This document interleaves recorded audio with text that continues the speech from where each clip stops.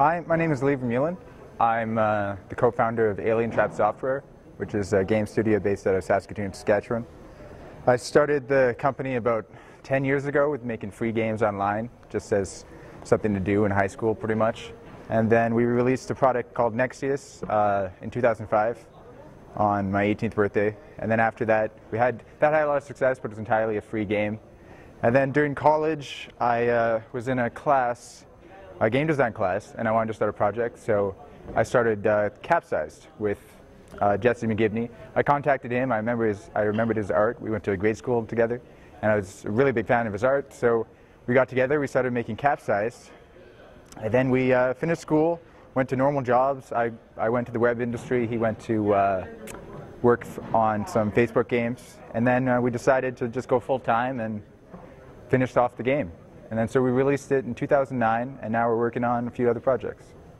We make usually, as a two-person team, just a single programmer and artist. We try to make really sort of small,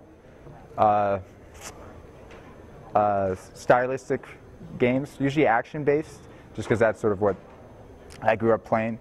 And then usually we focus on sort of the hardcore gaming market, I guess. Our sort of focus is just on intense gameplay, just sort of really stylistic shooters, really stylistic fighting games we're working on now. Well, we tend to focus on really stylistic 2D games that sort of take a lot of mixes of a lot of mainstream game styles, like sort of action-based, and now we're working on more of a fighting game. And we tend to just entirely downloadable titles. So for the PC market, we're coming out. Our past game Capsized might come out for. It's supposed to launch for consoles like Xbox and PSN in the coming year. And our focus is on just short, quality, downloadable games. Right now, we're sticking with just the programmer-artist pair because we really want to get the game done. We want to figure out what the game is before expanding to a larger team. Because as you take on more members, you take on more ideas, and it becomes kind of a little bit more usual game development. So we're looking to just create prototypes together and then expand the team in terms of art and sound production after we had the initial game figured out. And then I think we hope to continue making small, easy to produce games with sort of innovative mechanics and get them out quickly and sort of and keep producing games. Well, we work remotely. Jesse lives in Toronto, I live in Saskatoon. So we do everything online, sort of waking up at 5 in the morning, developing until midnight sort of stuff. And then it's sometimes hard to work online entirely, but it works for us, I guess. There's not much of a game community in Saskatchewan, so we usually try to connect with people online, other indie developers, to get advice and to get help with sort of the business aspects of it. Because as a two-person team, I'm the programmer, he's the artist. We don't really have anyone to handle the business end of things and the marketing end of things, so we try to partner with a lot of other companies and a lot of developers for that.